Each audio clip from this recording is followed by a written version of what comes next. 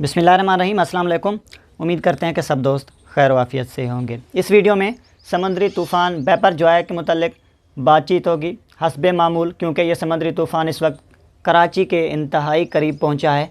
जिस तरह से हमने पिछली अपडेट्स में जो है वो बताया था, फ़ोरकास्ट दी थी कि समुद्री तूफ़ान जो है वो मगरिब की तरफ ज़्यादा टर्न करेगा, तो ये रात गए जो है वो मगरिब की तरफ मूव करता रहा, शुमाल मगरिब की तरफ ये इसकी जो मूवमेंट थी वो रही। इसके अलावा हमने जो है वो पाकिस्तान के मौसम को भी थोड़ा सा डिस्क्राइब करना है इसी वीडियो में आगे चलकर, और साहली इलाकों के पास अब जो है वो सूरत हाल वाज़ेह हो चुकी है कि समुद्री तूफ़ान जो है वो किस जगह पर लैंडफॉल करेगा आने वाले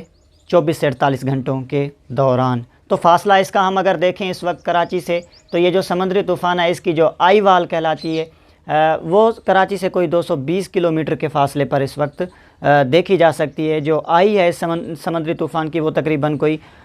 350 किलोमीटर के फासले पर जो है वो मौजूद है। यानी कि जो निचला जो पोर्शन है, निचला वाल है जिसको हम साउदर्न वाल कहते हैं, वो जो है वो समुद्री तूफ़ान की इस वक्त कराची से कोई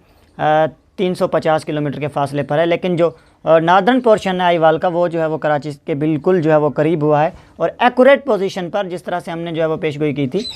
बिल्कुल सेम डायरेक्शन में ये कराची के जनूब में ही जो है वो समुद्री तूफ़ान इंतहाई करीब इस वक्त देखा जा सकता है। क्लाउड मैच थोड़ा सा पीछे है, आज जो है वो बाद दोपहर 11-12 बजे के करीब ये ऊपर की तरफ आएगा, तो यूँ जो है वो बारिशों के जो है वो इम्कानात शुरू हो जाएंगे कराची और उसके गिरदोनवाह में, पाकिस्तान के बेशतर जो है वो साहली इलाकों में। तो अब ये वो पॉइंट है, टर्निंग पॉइंट है, जहाँ से ये समुद्री तूफ़ान कर्व करना है, या इसने जो है वो अब अगले 1-2 घंटों तक जो है वो कर्व करना शुरू कर देना है मशरिक़ की तरफ, शुमाल मशरिक़ की तरफ। जिस तरह से ये शुमाल मगरिब की तरफ समुद्री तूफ़ान मूव हुआ है, जब से ये बना है, जब से इसकी फार्मेशन हुई है, तो ये मुसलसल शुमाल मगरिब की तरफ हरकत करता रहा है, जो कि कराची के तरफ ही थी, बिल्कुल कराची के तरफ ही ये मूव कर रहा था। लेकिन आज बिल्कुल करीब पहुंचकर ये समुद्री तूफ़ान जो है वो कर्व कर रहा है, जिसके चलते हुए हम ये कह सकते हैं कि डायरेक्ट लैंडफॉल के जो इम्कानात हैं कराची में वो इंतहाई कम हैं। आज ये क्लियर हो गया है कि कराची और उसके गिरदोनवाह में बिल्कुल क्लोजली जो है वो इसकी जो लैंडफॉल के बराह रास्त जो है वो टकराने के इम्कानात हैं वो बिल्कुल कम है, इंतहाई कम है। ये इस सूरत में होंगे कि अगर ये समुद्री तूफ़ान मज़ीद आज भी जो है वो शुमाल की तरफ, शुमाल मगरिब की तरफ हरकत करता रहे, जो कि इसने जो है वो अब शुमाल मशरिक़ की तरफ जो है वो मुड़ना शुरू कर दिया है। तो यूँ इन तमाम तर जो है वो कंडीशंस में ये तो साफ़ ज़ाहिर है कि कराची और उसके गिरदोनवाह में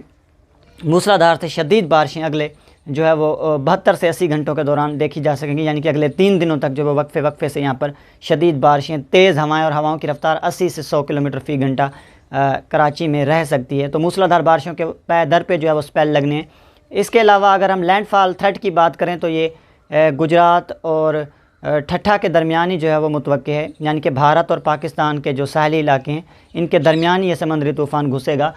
15 जून के वक्त। तो यूँ जो शाह बंदर के इलाके हैं, चौहर जमाली है सिंध में, बदीन, मिठी, डिप्लो, मशरक़ी और जनूबी सिंध के इलाके ये बहुत ज़्यादा मुतासिर होंगे, और यहाँ पर हवाओं की रफ्तार 150 किलोमीटर 140 किलोमीटर मैक्सिमम जो है वो रह सकती है due to very severe cyclonic storm बेपरजॉय,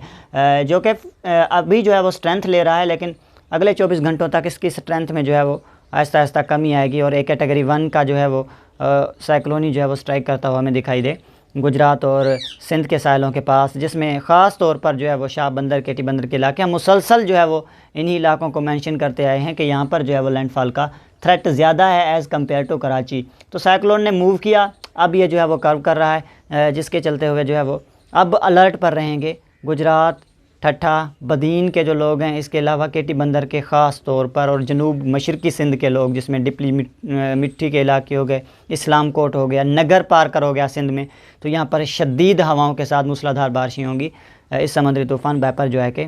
चलते हुए। तो ये तो थी अपडेट्स समुद्री तूफ़ान बेपरजॉय की, जो कि हमने आप दोस्तों के साथ शेयर की। मज़ीद हम जो है वो नेक्स्ट इसी सिस्टम को जो है वो सेवियर साइक्लोन को जो है वो मॉनिटर कर रहे हैं, क्योंकि ये अब उस पॉइंट पर मौजूद है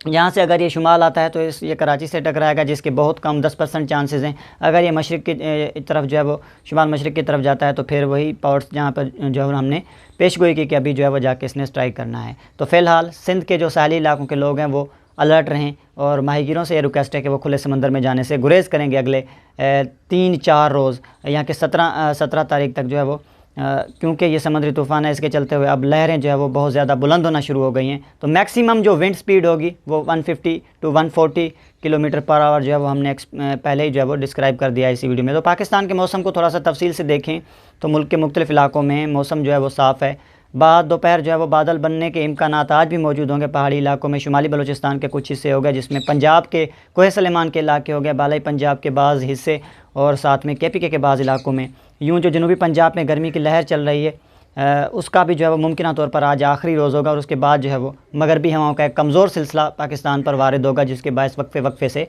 हमें बारिशें देखने को मिलेंगी पाकिस्तान के मुख्तलिफ इलाकों में। तो यूँ जो है वो एक बार फिर टेम्परेचर जो बढ़े हुए हैं उनको ब्रेक लगेगी। तो मिलते हैं नेक्स्ट अपडेट्स में। अपना बहुत सारा ख्याल रखिएगा। अगर आप दोस्तों को हमारी अपडेट्स पसंद है तो लाइक करें वीडियोज़ को, चैनल को लाजमी सब्सक्राइब करें और बेल आइकन पर प्रेस करें ताकि हमारी आने वाली नई अपडेट्स आप दोस्तों तक पहुँचती रहे।